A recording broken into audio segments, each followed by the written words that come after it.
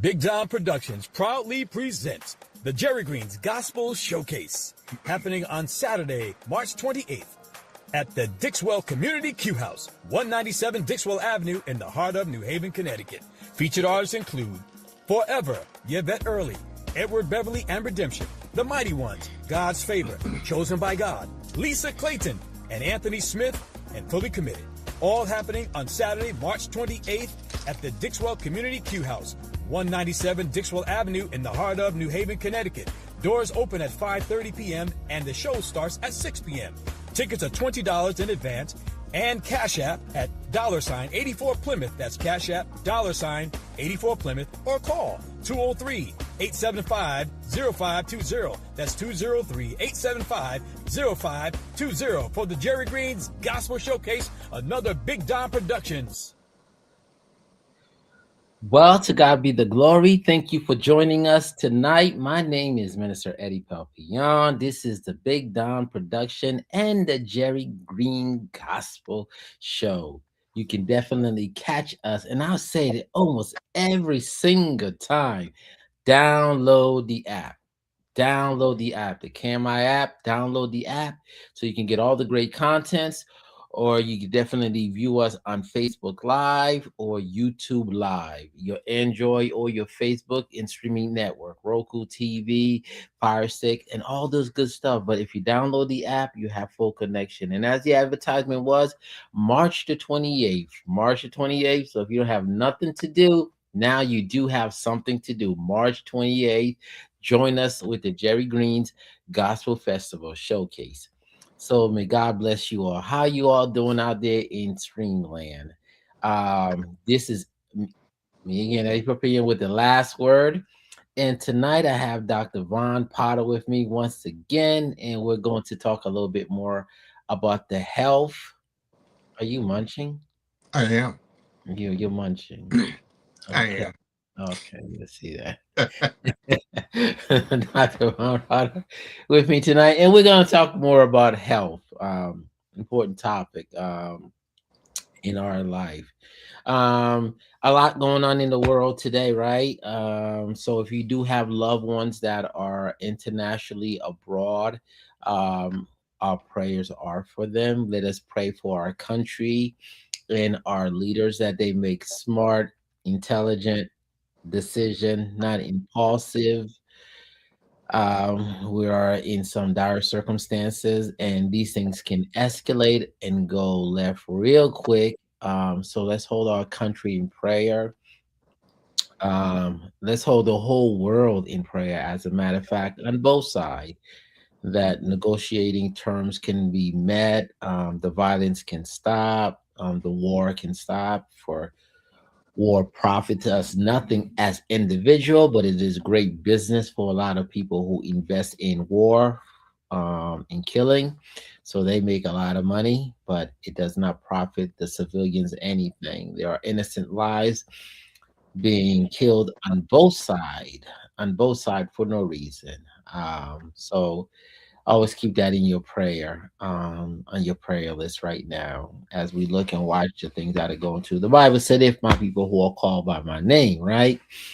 But we got to believe it, and we got to be in it, and we got to stick to it as one, not broken up in different denominations and different groups and being divided about that, but looking for a peaceful resolution among our political leaders, for this situation. Well, tonight we're back again with Dr. Von Potter, and we're going to dive into the health. Last time we touched base upon eating better, visiting your doctor a little bit more. We talked about exercising some, but tonight let's talk about some other things that maybe the doctor wants to talk to us as the patient. Sometimes as a patient, we just want to talk to the doctor, just lay it out on the doctor. This is what's wrong with me. This is what's going on with me. What's going on? So from the doctor's desk tonight, we'll see what the doctor has for us, and we'll have some questions as we get into our dialogue. Dr. Vaughn, what is on your mind tonight? Well, first is dinner, a grape. A dinner, a grape. A grape or grapes? No, I have a bowl of grapes right here, Okay, all right. and some peanuts and a cup of water because I knew I was going to be on at 8. I got home at 7:50. And Well, so I just grabbed something real quick to sit down and to talk to you guys as well as munch. munch on. Okay. So But while the doctor's munching and talking to us. So you said you have a bowl of grapes, you have some peanuts and a mhm, glass of water. water, cup of water.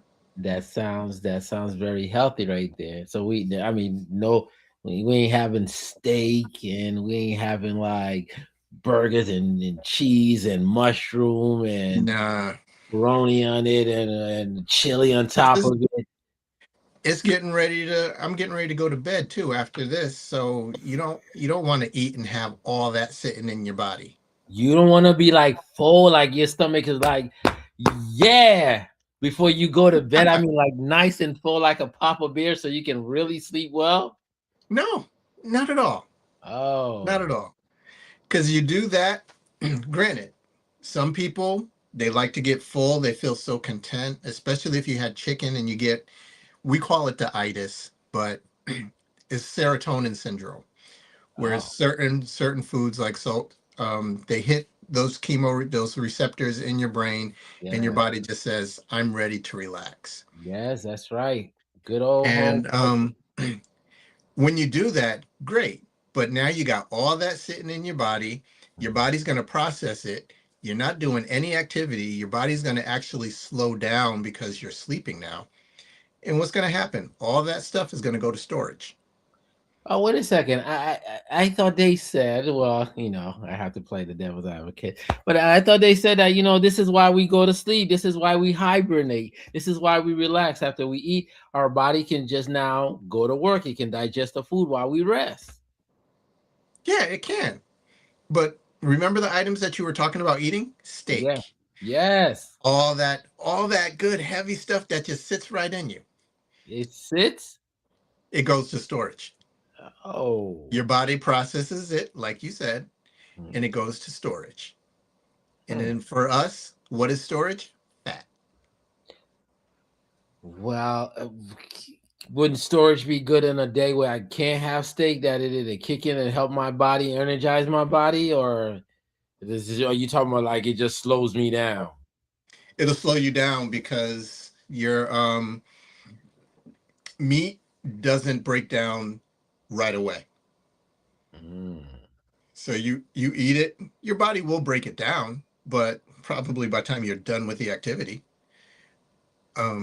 So it's not like you can, oh, I need a steak because I need to do this right now. No, you're not even going to utilize the energy you get from that steak or any of the protein or anything. You're going to break that down, and you'll eventually get to it. Yes, if you keep working at it, but it's not going to be immediate. So let me get this straight. Now you're saying we shouldn't be eating until our stomach feel full, and we gotta unbuckle that No, first button. And no, not at all. Not at all. oh, The so you ever look at a European plate?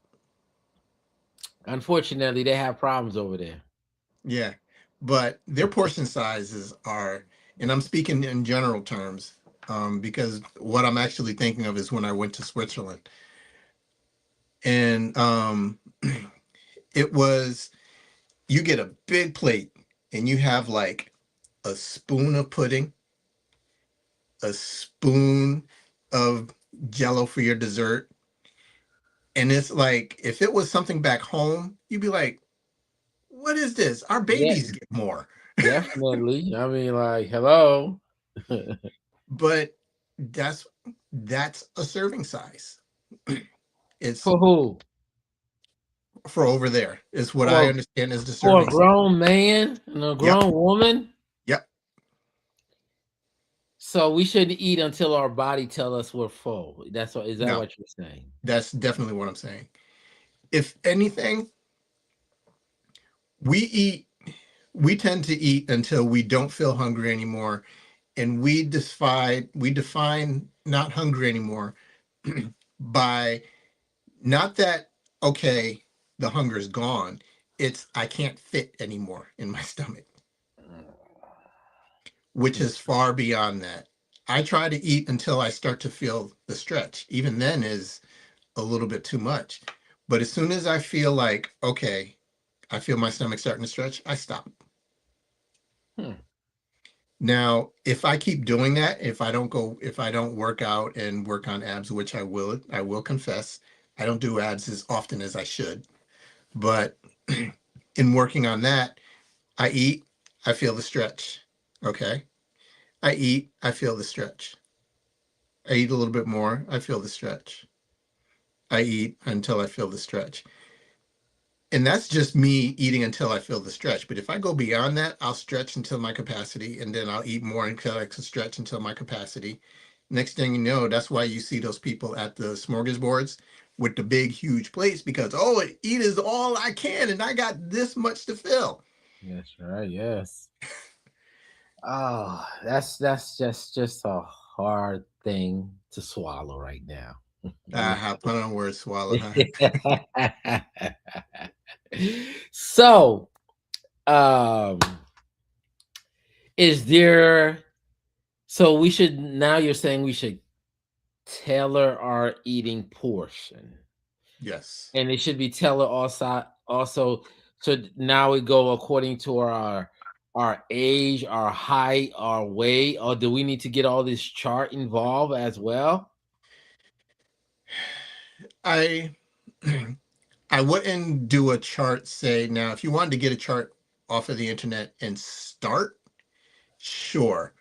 But those things are general and they're made for like the general population. Is just a guess. You need to know what works for you. So you can get something like that to start it off, but then chart for yourself. Like I had um let's say this is around Labor Day. Everybody's going out having picnics. And you know you normally can have two hot dogs. Mm. Have your two hot dogs and then that's it. Two hot dogs and two hamburgers. Yeah, see? You see what I'm talking about?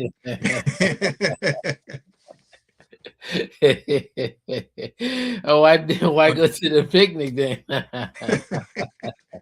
For fellowship. Oh, okay. All right.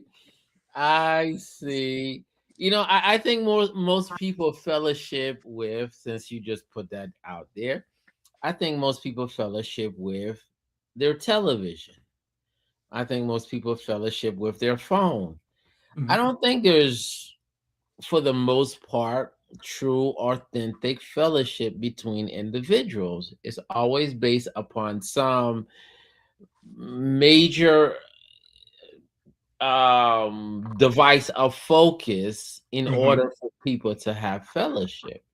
I've attended something a couple years ago by where they just wanted to see people have conversation, and people had conversation within the first 5 minutes and then ran out of stuff to say to each other because the average person doesn't really know how to hold a very long conversation with substance. Now, Mhm. I said conversation, I didn't say talk. A lot of people can talk, but conversation. Yeah. Mm, And mm. I agree with you. Even myself. I don't have too many long conversations for sake of conversation. Most I will admit, most of my conversations start with what do you need, end with okay. Straight to the basics. But and conversations that I have with my wife, yeah, it's like, oh sweetheart, tell me what your day is like. And then she tells me. And then I'm like, okay. Okay. We So all we all been if there. that's that's my thing. Because I'm not much of a talker anyways. Yeah. But yeah, I agree with you that there are very few conversations. The most conversation I say I would have and the most social that I get is when I'm out taking pictures of birds. I see Because you then hot. that's when people come out and it's like, oh, What kind of bird is that? And then starts the conversation. And then it just goes to different things, the birds, sometimes politics. um, and all that stuff comes up. And then that's when sometimes I will have those conversations. But I will also say, and if it speaks to the demographic, most of those people are older than me. Okay. They're retired because very rarely do I get a millennial or Gen Z or anybody say, "Oh, what bird is that?" No, they don't care Is yet. it is it it's not a KFC bird or a Popeye bird, then the conversation might be short. Yeah. The Oh, youngest guy I know who's into such a thing, uh-huh. he's probably in his late 30s, early 40s, Okay. and he was born and raised in it. And actually he works for Canon. He's a filmographer. He does movies. He has one coming out because he raised, I think, like $125,000 and traveled literally from Costa Rica up through the United States and went up almost into the Arctic, almost just, Wow. and it That's was just photographing birds and because he was following the migration okay. All right, that's and interesting. That's and awesome. doing movies. He even when he told me the story, he told me about how one of his cameras, he was in a boat and one of the cameras got loose and was flopping around at the base of the boat in the salt water. I Oh. was like, oh, clutch the pearls. But So, speaking of conversation, how often should a patient or a person have a conversation with their doctor? that is dependent, but obviously when anything's going wrong, definitely, or when you have a concern or even a question, even if it's just, we have my chart nowadays. Um, Mhm. you can just log into my chart and say, hey, my big toe hurts. Okay. Can for some of the listeners, when you say my chart, what is that? My chart is what we call an EMR. It's your electronic medical record. And it's more personalized now so that you can go in your own chart, see your records, see your lab values, see the notes that the doctor wrote about you after you had your visit. So this way, it's not a, oh, I need to go and request my records so I can bring them from one doctor to the other. It's all electronic in my chart, and you have access to your chart, and and you can see what the doctors wrote about you. Before that, you couldn't. You could go request your chart. You could have gone to the doctor's office or whatever and say, I would like to see my chart. And they'd have to go make a copy and let you see it. But it was so cumbersome back then, people rarely did it. Hmm.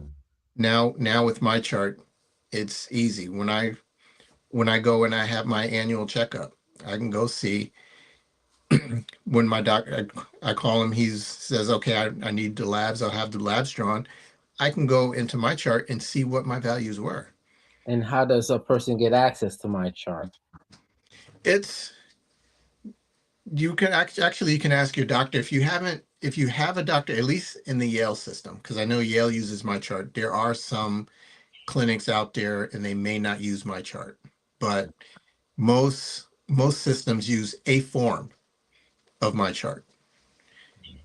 And just ask your provider, okay, where my records going, whatever, what platform are they using, and then you should have a logon and password, Okay. and All you can right. just go into the web and do it. I recently went to see my doctor to get a physical. Mhm. He was telling that my iron is low. And so he gave me some pills. And he's like, you're going to have to take these pills Mhm. every day. I do not like taking pills every day. I, from the old school, feel like if you're taking pills every day, sooner or later you get hooked on pills. And then you're gonna have to take some pills from that pills, and then some pills for that other pills, and some pills for that other pill. And then your Mhm. medicine cabinet is filled with pills because you gotta take pills left and right for this symptom, to take that symptom, to take that symptom, to take that symptom, to take that symptom. Mhm. When is it enough pills that you have to take? And why do you have to take pills every single day? You have to take pills every single day because we as a culture are lazy. And we Oh, don't wait a want to second, Doc. do. Wait a Oh, yeah, I second, went Doc. there. Wait a I went there. second, Doc.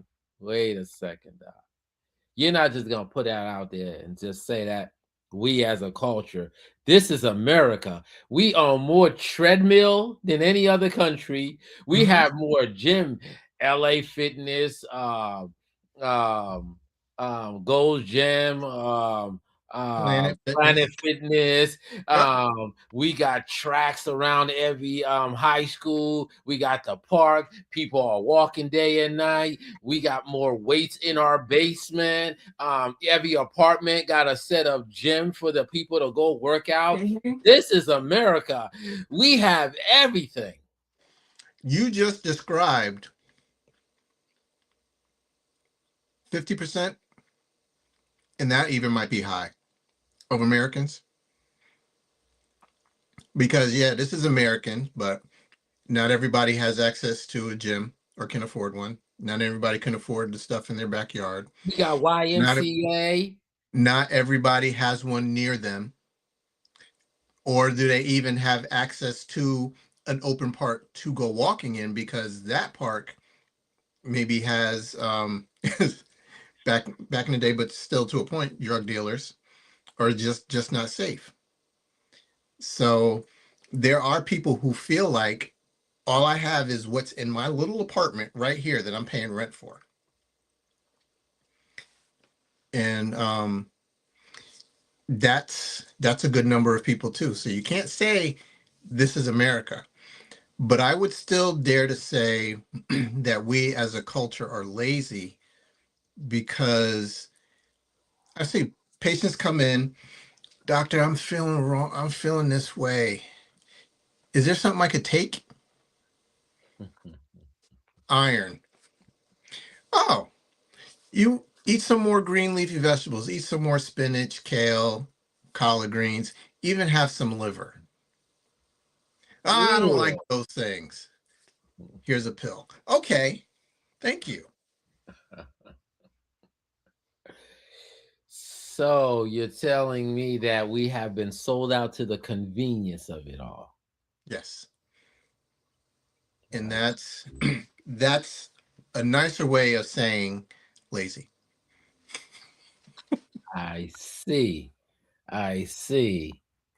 So, in order to combat that, it goes right back to our eating Oh. habit or style, I guess. Hmm. Now, some people can say they don't have access to collard greens. Um, Wait are a there? second.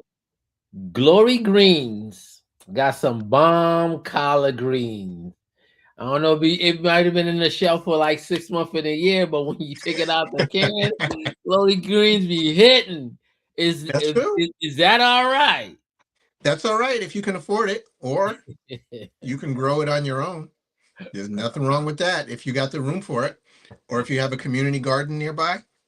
Hmm. Hmm. I see. Okay. All right.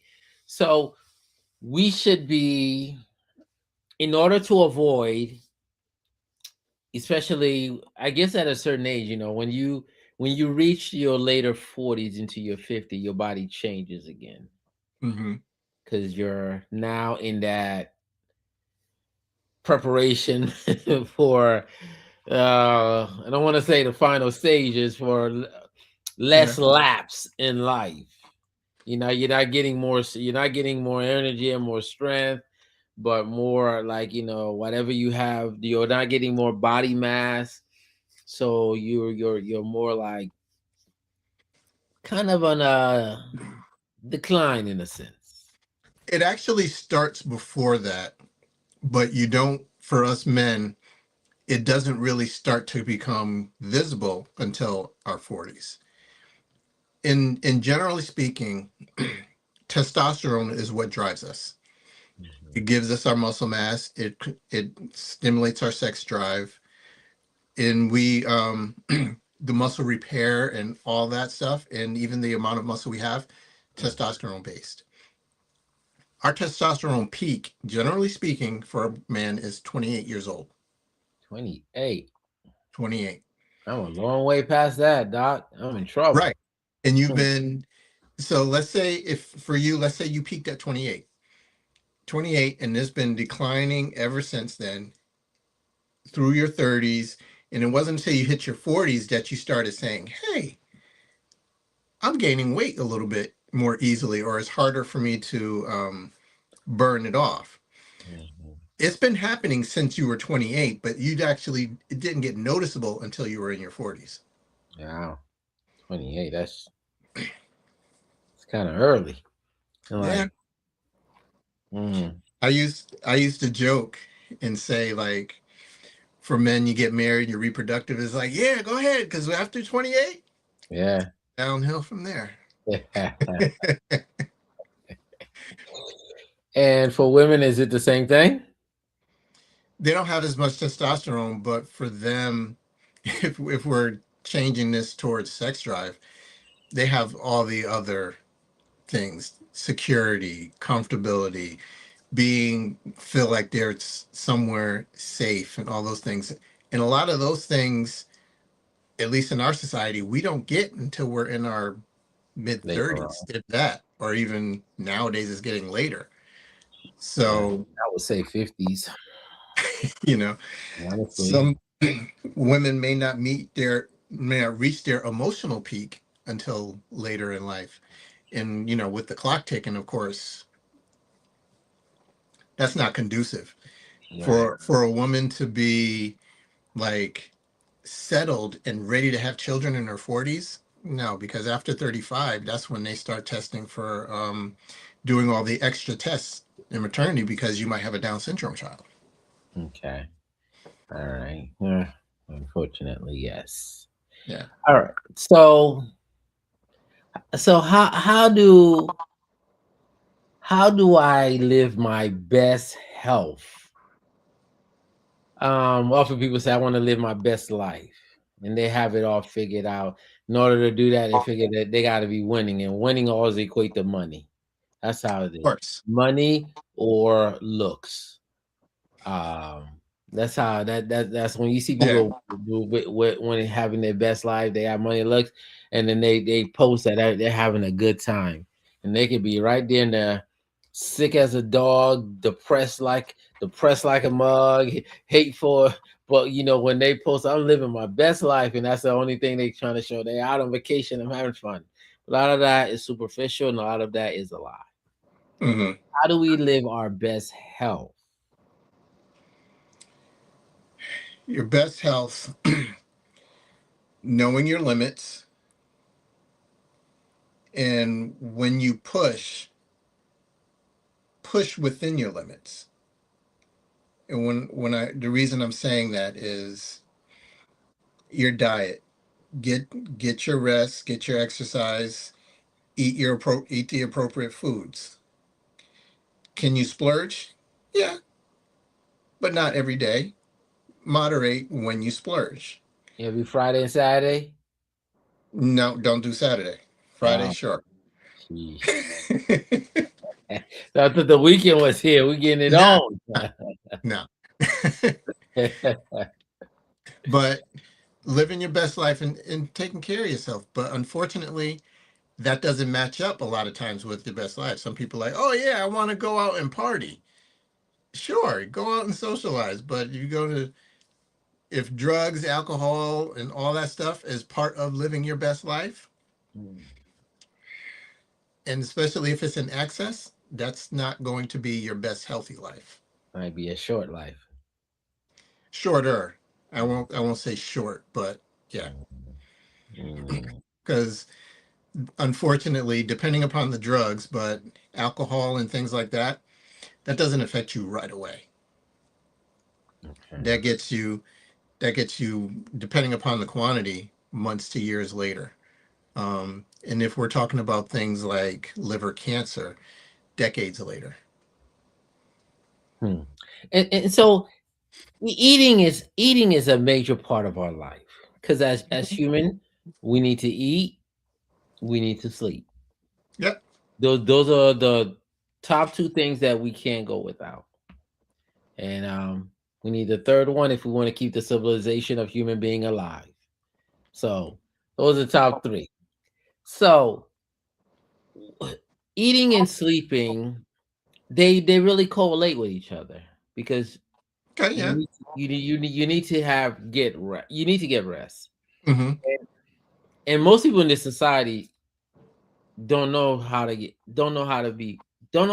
rest. Yeah, I guess most people feel like I'm going to sleep because it's finally there. They've been running around, running around, running around, running around until they reach that time. They try to hurry up, jump in bed until they're exhausted so they can fall asleep. And then before they know it, the alarm clock is going up and they're waking up and they went to sleep, but they're waking up drowsy, groggy, and tired. What's causing that? It could be a multitude of things. Um, but the way you're presenting it, I would first say is stress. Hmm. Um, because they're stressed out or they're doing so much, their body's never appropriately reaching that REM sleep. REM meaning rapid eye movement. When people see it, you may not realize it all the time, and I don't know if you can see it on camera, but when we're asleep, when we every 90 minutes we go into a REM sleep, and that's when your eyes are closed and you're just, you probably can't see it again on camera, but your eyes are like Right. when you sleep.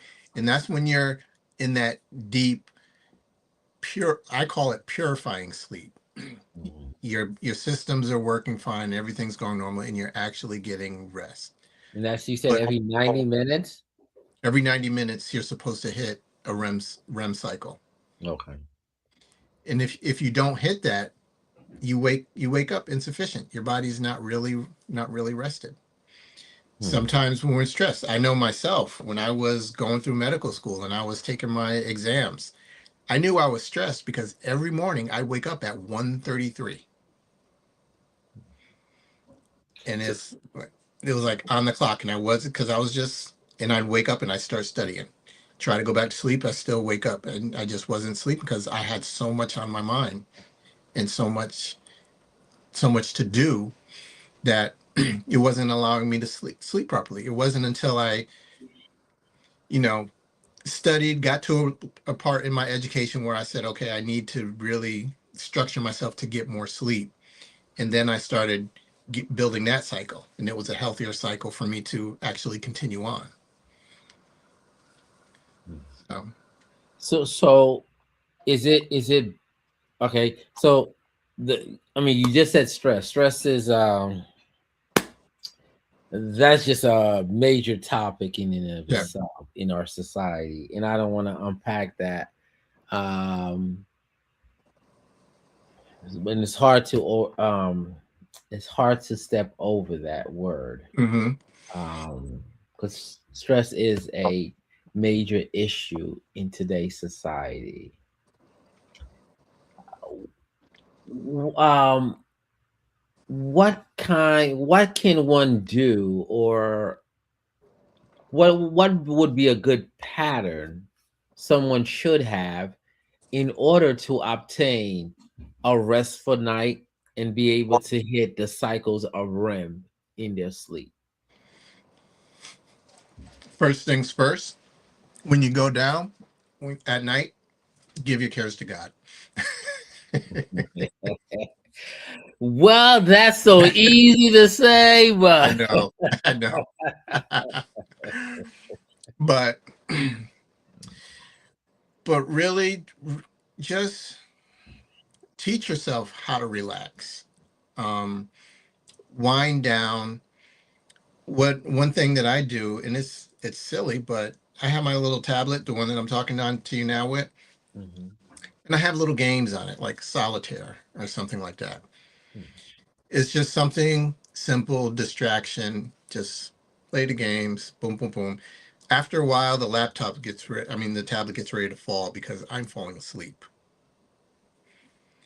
And then I just put it over and just relax. Some people like to read. If you can read and it's not one of those stories that's going to get, oh, this is getting good, I'm wide awake. No, something that could put you to sleep, do that. I even even praying, honestly, because when I can't sleep at night, that's how I get myself back to sleep, because I start praying and I know the devil doesn't want me to pray, so he puts me back to sleep. Okay, we both win. Knock you out. So are you saying that, okay, that's a that's something that most people do not do, is that wind down, or the trends, in other word for that is a transition moment. Yeah. Um Some people, maybe they don't alleviate they don't give themselves that time. They feel they don't have it. They just want to hit the bed and just fall asleep, or they just don't because there's so much on their mind. They never take the time to decompress. They're just lay down. Okay, what I got to do tomorrow? What's it going to do this? And then they eventually fall asleep, but there's never that time of just, my day is done. Thank you, Father, for allowing me to see another day. Now help me go to sleep. And then just relax and go to sleep. But, it depends upon the person. right. A lot of people are just so high strung. But decompressing, taking that time to go to sleep, I think is worth it. You got to make the time. A lot of people say they don't have time. You do. You just have to make it. Okay. And so I have to learn how to transition from my home activities. And actually, just let me just back that up again. Most of us, don't know how to transition from work to home. We don't know how to switch hats. We don't know how to Hmm. change mode. Um, that's in the discussion in itself, and that's what stems a lot of differences, arguments in relationship, is not learning how to transition between the two. And sometimes people come home, they're bombarded already.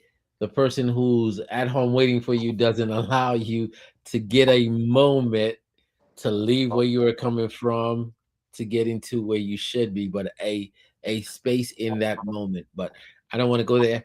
And then there's a transition to get ready for bed. Like you said, um, learning how to relax, not just fall asleep, but learning how to relax until you can fall asleep. Hmm. Now, when the night goes through, and then you wake up and we have that morning, like they used to say, the best meal of the day, or the most important meal of the day, is the breakfast meal. How important is breakfast? Or is it really important? Or did they sell us in a box of Wheaties because they just wanted to get the sales up, and they tell us that breakfast is the most important meal of the day? Because I do Um, well without breakfast. there, everything that I say, I'm going to tell you, I'm going to preface it by saying this is highly dependent on the individual. And I grew up under the mindset, yes, breakfast was the most important meal of the day. And that is true if you're eating the right things that will give you the energy to start going. Now, if I'm having coffee and a donut, Hmm. that'll take me through my first meeting, and then I have that crash and I'm sleepy for the rest of the day. Got to make the donuts. Yeah. But there's also a spin on words. I heard somebody say once that, and it was taking the point that you're saying. They say this breakfast is supposed to be the important part of the day, but actually it's supposed to take a break and fast for the Amen. morning in the morning.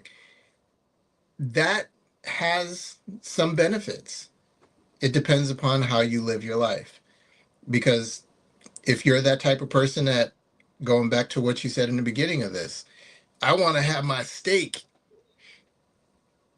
If you know you're going to have that for lunch, and it's going to be heavy, and you're going to eat until you want to sit, put your hand in your pants, and just relax. Yeah, maybe having a break in the morning and fasting may not be a bad thing. So you walk right into where I was going with this. That Hmm. breakfast and that fasting. Is fasting or should fasting be part of our dietary, our eating process in life?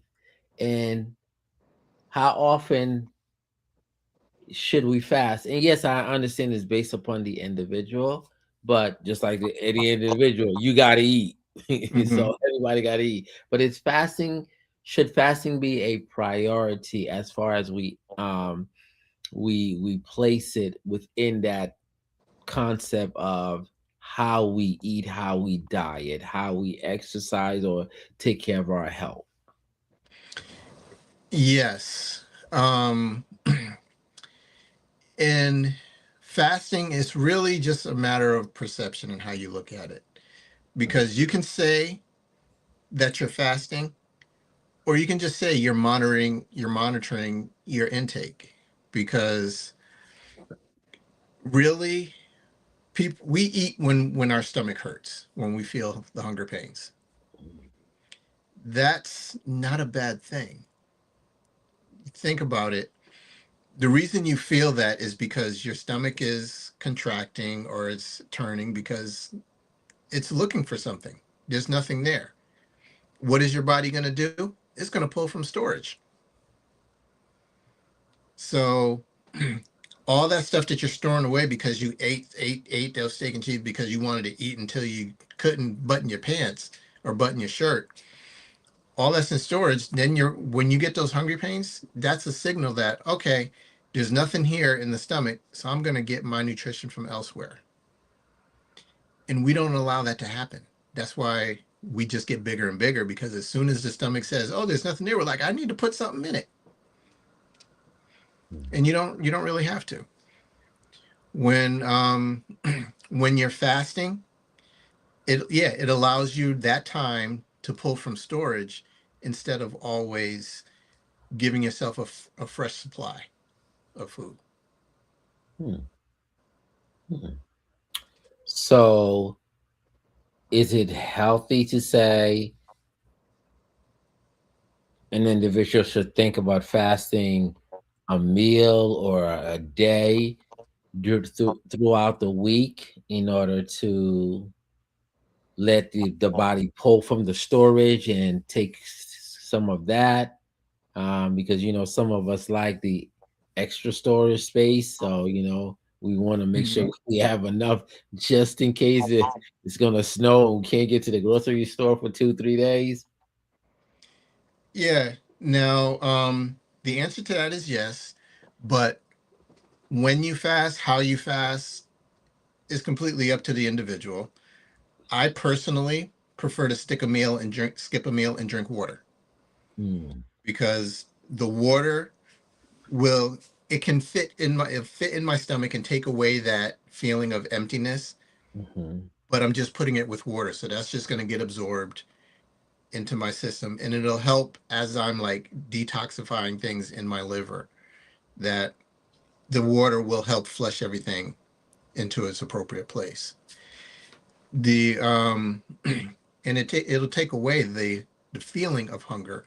The problem is for those people, and I'm not one of them, so that's why I can say this easily. I don't eat for taste. I eat for function. Ooh, that's a hard one right there, doctor. It is. Oh my goodness. People who eat for taste Mm, struggle with that. mm.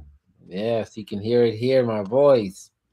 I mean, why eat a bland meal? Yeah, I mean, like seriously, no taste at all. What is that? That's tough right there. It is. It That's is. tough. But if you can eat something that you can't necessarily taste, or learn to enjoy the taste of water, which is virtually nothing, um, that can help you with your fast. because the water can take the mechanics of, hunger pains.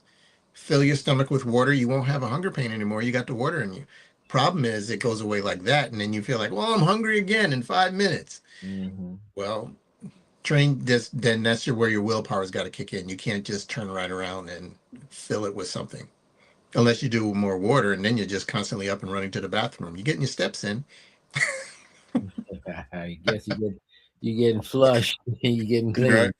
So you're saying that it's it's beneficial to move the scale or the needle from eating for taste to just eating for necessity. I mean, like, e- I say eat for function because literally it's like right now I need some energy. Okay, energy is sugar, but I don't want to eat some candy, so I'll eat some fruit. Um, I'm sitting here. I had a cheat day. I listened to Eddie, and I had myself 4 steak bombs. what? And I'm sitting here with all this meat sitting inside me. It's not moving anywhere. And I haven't had a good bowel movement in like 3 days because all that Oh stuff my is still sitting goodness. in me. Oh my goodness. What am I gonna do? Don't say that C word. Yeah. What am I gonna do at that point? I need to eat something that's going to give me that extra fiber so that it can go through my system. So that's going to be the vegetables, the green leafy vegetables, particularly in my case, like the collard greens, without the all the extra salt, or kale, spinach, those types of things help me go. What about a good salad? Salad can do it too, Okay. as long as you don't put all that cream dressing on top of it. And dressing, vinegar, and all that. Yeah. Ranch, blue cheese. Oh, there you go. You're taking away the taste again. Hmm. Oh, But the when you know how things work with your body, eating those things when you know you need that to happen. Like I love bananas, but bananas can be constipating. For me, they're not. mm. But bananas are a good source of potassium. I try to eat 2 bananas a day. On a bad case, last week I had some bananas that were going to go bad, so I literally had 6 in one sitting. I think But bananas are great for smoothies and shakes. I yeah. often like putting bananas in those. Hmm.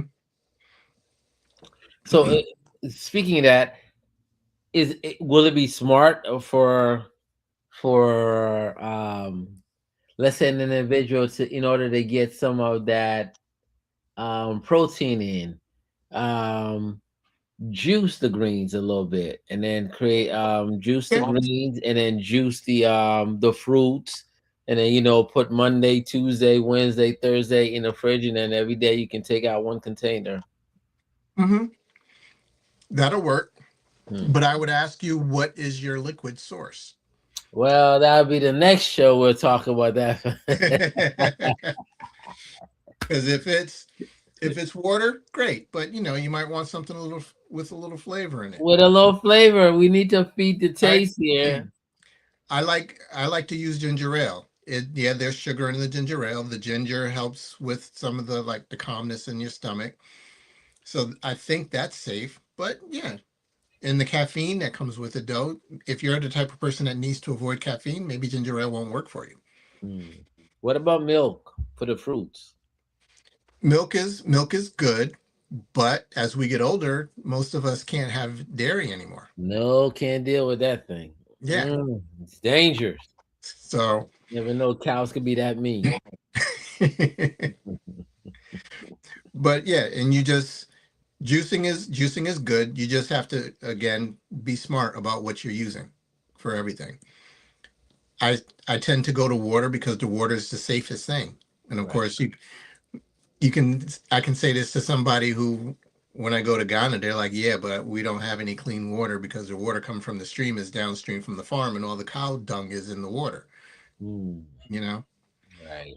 but if you're available, if you have a clean source of water, Mhm. definitely use that. And you can, we're in America, like you said. Yeah, you can have your Kool-Aid too, just not every day. Right. Right. Right. So, um, when you look at our overall picture of the health industry, especially in our country, Hmm. do you think it's working for the population, or do you think it's not? Because a lot of people feel our health industry is not working for us. Define who is us. Is us the general population, or is us a The general specific? population, the general population at large. Um, I would say it is working for general, but the problem is it's not working that way for everyone. Well, nothing ever does. That's why Right. we're saying the general And population. it's the it's those who don't have the equal access or even the understanding on how to pursue equal access are the ones who feel that it's not fair. And since I try to spend a lot of my time in health equity work, it's it's on both ends of the spectrum. And when you say health equity, define what you mean by that. Making sure that the at least that healthcare is accessible to all populations who need it, and that it's it's reachable, because for one person to understand and get and just go to the doctors might is easy. For another person, it's not. Um, I was speaking to it a little bit when I was mentioning that yes, we're in America, but not everybody has access to a park that they can go walking in. Not everybody can get to the clinic, um, and jump in a car and get there. A lot of that is all health equity. How can we get there? And it's it's tough for those who don't have or can't have don't have access to. It's even harder. And the reason why I say I try to do work on both ends, because yes, the hospitals can do but so much, but the patient has to do some themselves too. If the patient is constantly sitting here and saying no, they won't meet me halfway, and they're not budging, that's why, because they're not coming to do their half. Mhm. So just like with God, we God give me this, God give me that, God give me this, and all we do is just sit here and say, Hmm. for what I grew up hearing, God, women, God bring me a man, God bring me a man, and all they're doing is just sitting there waiting for that man to come by. Hmm. No. Hmm. Hmm. So just like spiritually, we got to do our part. Health wise, we have to do our part too.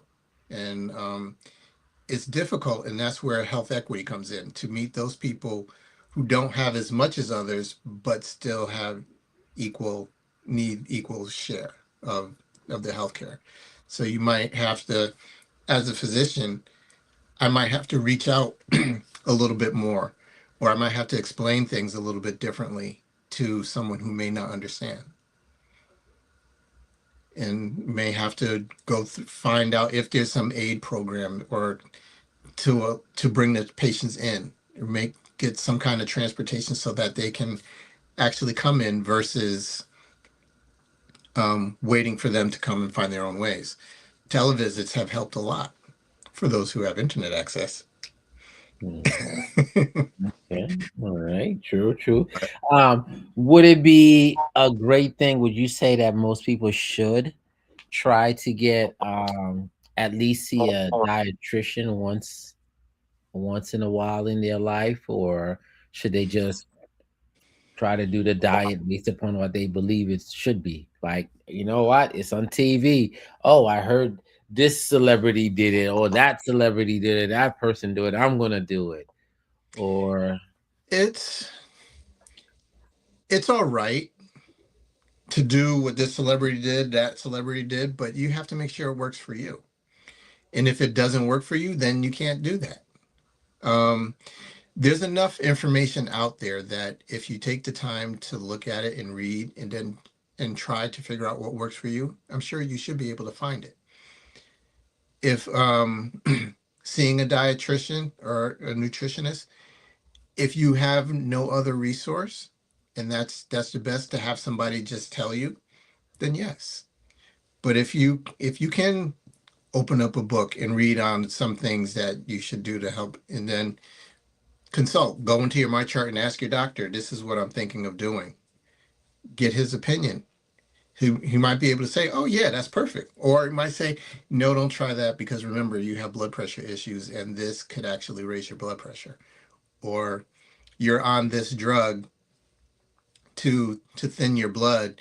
And if you eat this grapefruit, the drug may not work as well anymore. so you can actually go on my chart and ask your doctor that question, or Hmm. those particular question. Ask them question. You hear You that, can. y'all? That's excellent information right there.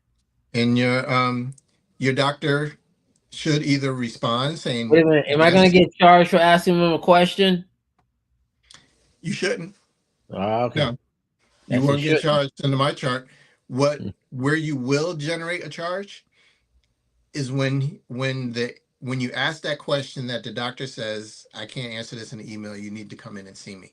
And then you're gonna Yeah, have, yeah. because not everything is a quick, oh yeah, do this, oh do that. A good number of things are, but you know, if it's you haven't seen the doctor in 4 years and you're saying, hey doc, I want to try this drug, the doc's going to say, you know what, I need to see you first. Hmm. Let me see you, check you out and see where you're standing to before I do that, because over those 4 years you could have put on a lot of weight from eating all those steak sandwiches and all those hoagies. Your cholesterol's through the roof and you're hypertensive, but you don't know it yet. You just been waking up with headaches every day and you just figure, oh, that's because I'm stressed. Hmm. Hmm. And and then you take something that could push you over the limit, but that's why the doctor will want to see you first to make sure he knows what he's working with and then advise you accordingly. Well, this was some very helpful information. It's actually 9 o'clock. I have All right. 8:59. Well, okay. I have 9 o'clock, rounding it off. Well, I hope something was said today that was beneficial to you. The Bible said that, dear beloved, I hope you prosper as your health prosper. For it does you no good if you do well materialistically, but your health falls apart, it gains you nothing. It's almost like cross pattern of this of that scripture is like, what profits a man to gain the whole world and loses his soul? That which is more important, God is concerned about.